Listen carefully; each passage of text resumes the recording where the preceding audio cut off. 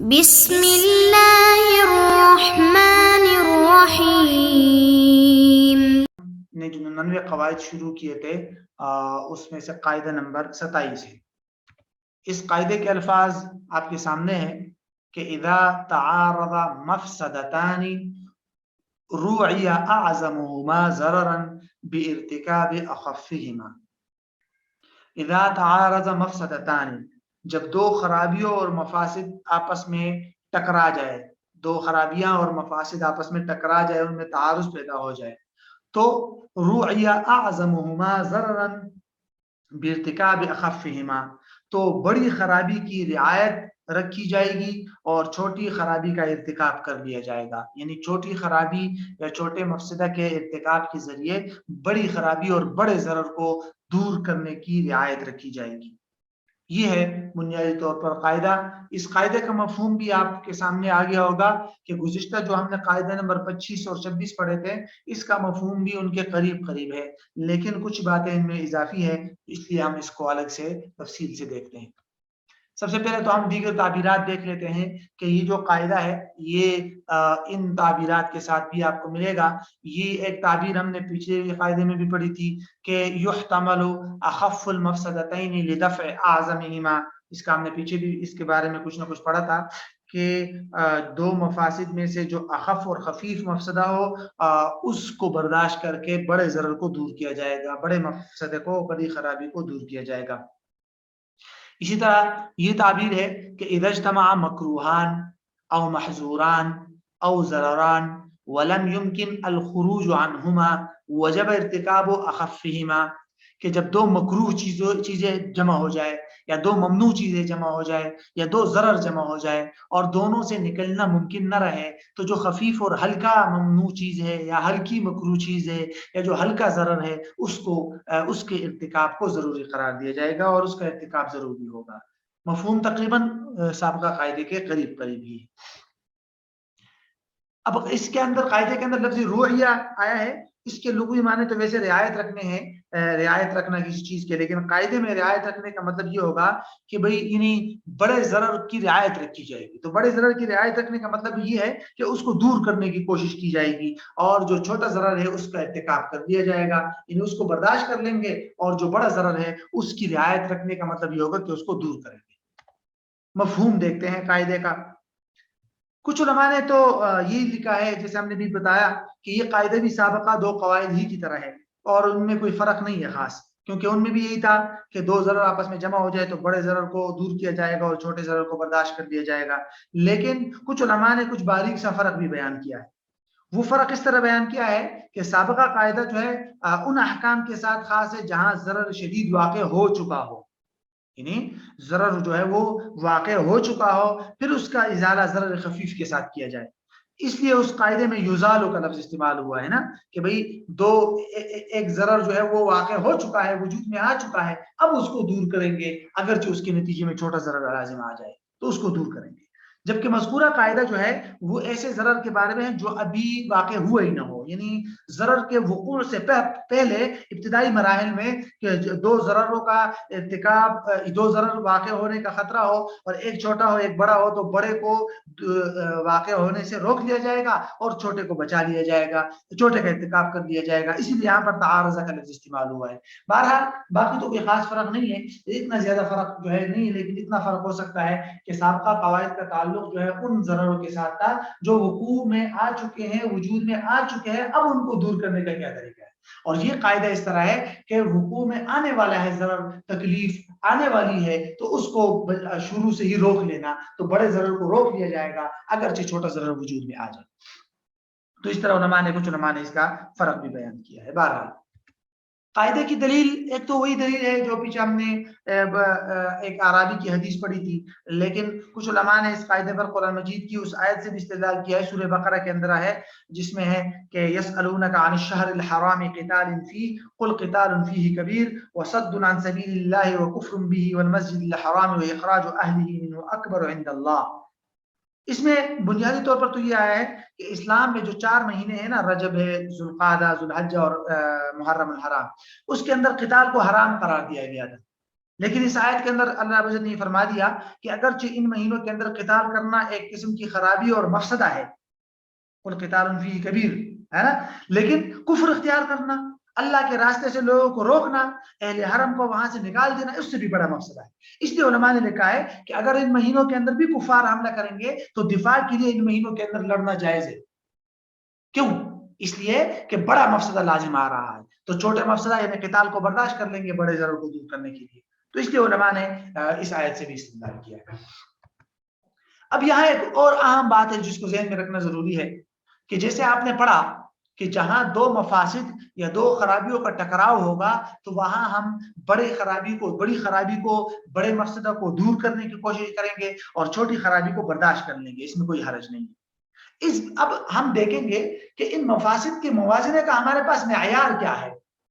یعنی جب دو خرابیاں ہوں یا دو مفاسد آپس میں ٹکراتے ہوں تو ہم کیسے کہہ سکتے ہیں کہ یہ والی خرابی یا یہ مفسدہ بڑا ہے اور یہ والی خرابی اور یہ والا مفسدہ چھوٹا ہے، لہٰذا اس چھوٹے کو برداشت کر لو بڑے کو دور کر لو۔ آپ کے پاس اسٹینڈرڈ کیا ہے، معیار کیا ہے؟ آپ کو کیسے پتہ چلے گا کہ کون سی خرابی اور کون سا مفسدہ بڑا ہے اور کون سی خرابی اور کون سا مفسدہ چھوٹا ہے؟ اس کے لیے علماء نے کچھ پوائنٹس ذکر کیے ہیں جس کو عمومی طور پر تفصیل کے ساتھ مقاصد شریعت کی تفصیلات میں اور اصول فقہ کے اندر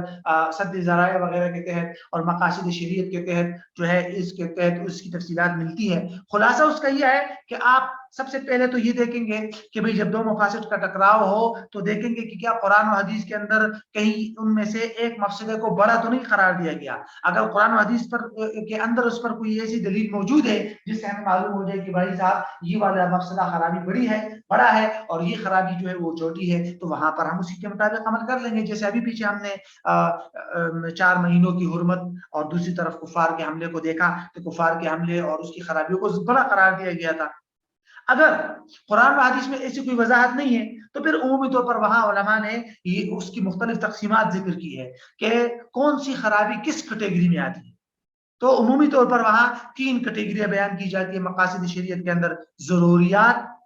حاجیات اور تحسینیات۔ ضروریات کا مطلب ہوتا ہے ایسی خرابی جس کا تعلق کلیات خمسہ کے ساتھ ہو، جس پر انسان کی زندگی موقوف ہے، یعنی دین، نفس، عقل، نسل اور مال۔ اگر ان کے ساتھ اگر کوئی مفسدہ ان میں کسی چیز کے ساتھ لازم آ رہا ہے، دین کے اندر کوئی مفسدہ لازم آ رہا ہے، نفس کو خرابی لازم آ رہی ہے، عقل کو کوئی مفسدہ پیش آ رہا ہے، تو یہ سب سے اعلیٰ ہوگا، اس کو ضرر اعلیٰ اور ضرر عام کہیں گے آپ، ٹھیک ہے۔ دوسرے نمبر پر حاجیات آتا ہے کہ جن کی وجہ سے انسان کو مشقتیں ہو سکتی ہے، اور تیسری چیز ہے تحسینیات جس کا تعلق انسان کے اخلاق اور آداب کے ساتھ ہے۔ تو علماء نے لکھا کہ جو ضروریات میں اگر کوئی خلل آئے گی، کوئی خلل آئے گا، کوئی خرابی آئے گی، کوئی مفسد آئے گا، تو یہ سب سے اعلیٰ درجہ ہے، اس کی خاطر حاجیات اور تحسینیات کو برداشت کر لیں گے۔ اسی طرح حاجیات اور تحسینیات کا ٹکراؤ ہوگا تو حاجیات کی خاطر تحسینیات کو برداشت کر لیں گے۔ اسی طرح اگر ضروریات کے اندر جو کلیات خمسہ ہے ان میں سے آپس میں ٹکراؤ ہو گیا، مثال کے طور پر دین اور نفس میں آپس میں ٹکراؤ ہو جاتا ہے، ایسی خرابی ہے، ایک طرف خرابی لازم آ رہی ہے دین کو اور دوسری طرف نفس کو، یا نفس اور عقل یا نسل اور مال، اس طرح ان میں آپس میں ٹکراؤ ہو جائے تو پھر وہاں علماء نے یہ ترتیب رکھی ہے کہ سب سے اعلیٰ نمبر پر دین ہے،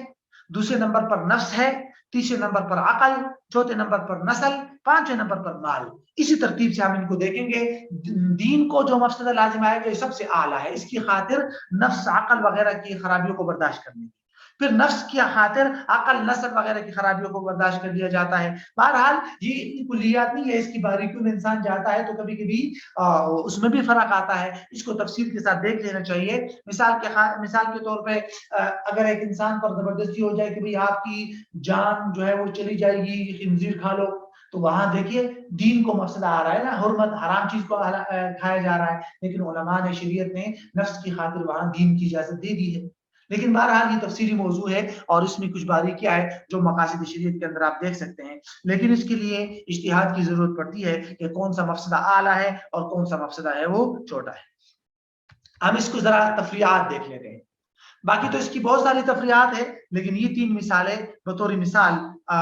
جو ہے یہ دیکھ لیجیے۔ اجرت علی الطاعات۔ اجرت علی الطاعات کا مطلب ہوتا ہے کہ جو عبادات اور طاعات ہے کیا ان پر کسی اجرت لینا جائز ہے یا نہیں۔ امامت ہے، تعلیم قرآن، تعلیم فقہ اور اذان پر اجرت وغیرہ تنخواہ لینا، کیا یہ جائز ہے یا نہیں۔ تو ابتداءً حنفیہ کی رائے یہ تھی کہ ان پر اجرت لینا جائز نہیں ہے، اگرچہ کچھ دیگر علماء جو ہے فقہائے مالکیہ، فقہائے شافعیہ ابتدا سے ہی ان پر اجرت لینا اور تنخواہ لینے کو جائز قرار دیتے ہیں، لیکن حنفیہ اور حنابلہ نے اس کو ممنوع قرار دیا تھا، اور وجہ ظاہر تھی کہ بھئی یہ تو طاعات ہے اور طاعات پر اجرت لینا ایک قسم کا مفسدہ ہے۔ لیکن زمانہ گزرتے گزرتے رفتہ رفتہ جو ہے وہ حالات ایسے آ گئے کہ اب جو لوگ تعلیم، امامت اور اذان اور ان میں اگر لگیں گے تو اور ان کے لیے حکومت کی طرف سے پہلے وظائف مقرر تھے، اب وہ وظائف نہیں ہیں، تو ان کے لیے اپنے خاندان، اپنے بیوی بچوں کا نان و نفقہ جو ان کی ذمہ داری ہے، شرعاً ان پر لازم ہے، اس کو پورا کرنا مشکل ہوتا ہے۔ تو اس لیے اب اگر ہم یہ قرار دیں کہ اطاعت، اس طرح کی اطاعت پر اب بھی اجرت ناجائز ہے، تو اس کی وجہ سے خرابی لازم آئے گی بڑی، یا تو جو لوگ ان میں لگیں گے نان و نفقہ برداشت نہیں کر پائیں گے اپنی بیوی بچوں کا، اگر وہ برداشت کرنے کی کوشش کریں گے تو ان طاعات کے اندر خلل آئے گا، کوئی پھر امامت، اذان، تعلیم قرآن، تعلیم فقہ وغیرہ اور جو تعلیمات ہیں ان کی طرف توجہ نہیں دے پائے گا، تو اس لیے یہ بڑا ضرر ہے، اس بڑے ضرر کو دور کرنے کی خاطر اب اجرت کی اجازت دے دی گئی۔ بہرحال یہ حنفی ہے کہ ہاں بھی اب کچھ اس طرح کی چیزوں کے اندر اجازت دے دی گئی ہے۔ بغاوت کی مثال ہے کہ اگر حاکم جو ہے وہ ظالم جابر ہے، ٹھیک ہے، اس کے خلاف بغاوت، تو یہ ایک قسم کا ضرر ہے نا، یعنی اگر حاکم جابر ہے، ظلم کرتا ہے عوام پر، تو وہ ایک قسم کا ضرر ہے۔ اب اس کے نتیجے میں اگر بغاوت کی اجازت دی جائے گی عوام کو کہ آپ حاکم اور اپنے سلطان بادشاہ کے خلاف بغاوت کر سکتے ہیں، ہر صورت میں اگر اجازت دی جائے گی تو بڑا ضرر لازم آئے گا، کیونکہ پھر بسا اوقات عوام کے پاس اتنی طاقت اور اتنی قدرت نہیں ہوتی کہ وہ بغاوت کر کے سلطان کو ہٹا سکے۔ اب اس صورتحال میں اگر وہ بغاوت کریں گے تو بڑا ضرر لازم آئے گا، تو اس کی خاطر علماء نے لکھا ہے کہ ظالم جابر کی ظلم کو برداشت کر لو، اس ضرر کو برداشت کر لو، لیکن بغاوت جو درست نہیں ہوگی اس صورتحال میں، کہ جب آپ کو یقینی طور پر اتنی قدرت نہیں ہے کہ آپ جابر بادشاہ کو ہٹا سکیں گے، تو پھر بغاوت جائز نہیں ہے، تاکہ بڑا ضرر لازم نہ آئے تو چھوٹے ضرر کو برداشت کر لیا جائے گا۔ اسی طرح تیسری مثال دیکھ لیجئے، اضطراری حالت میں مردار یا غیر کا مال کھانا، یہ تو ابھی ہم نے مثال پڑھ لی کہ ایک شخص کو اگر بھوک کی وجہ سے مرنے کا خطرہ ہے اور اس کے سامنے کھانے کے لیے اور کچھ بھی نہیں ہے سوائے حرام چیز کے، یعنی مردار ہے یا خنزیر ہے، تو اس کے علاوہ اس کے پاس اور کوئی بھی چیز موجود نہیں ہے وہاں، تو ایسی صورتحال کے اندر شریعت نے اس کو اجازت دی ہے کہ وہ جان بچانے کی خاطر اتنی مقدار میں وہ حرام چیز کھا لے کہ جس سے اس کی جان بچ جائے۔ وجہ ظاہر ہے کہ اگر وہ تو شریعت نے اس کو اجازت بھی دی ہے اور بعد میں اس پر استغفار بھی کر سکتا ہے، اگرچہ وہ ضرر ہے لیکن وہ چھوٹا ضرر ہے، اس کے نتیجے میں اگر اس کی جان جائے گی تو جان جو ہے وہ بڑا ضرر ہے، اس لیے بڑے ضرر کو بچانے کی خاطر چھوٹے ضرر کو برداشت کر لیا جائے گا۔ تو یہ اس کی مثال ہے، اور بھی اس کی کئی مثالیں ہیں اس قاعدے کی، آپ فقہ کے اندر دیکھ سکتے ہیں، اور خاص کر یہ مفاسد کی جو بحث ہے، مقاصد شریعت کی، سد ذرائع وغیرہ کی، اس کے تحت اس کی بہت ساری باریکی آپ کو اس قاعدے کی مل جائے گی۔ تو یہ تھا ہمارا قاعدہ نمبر 27۔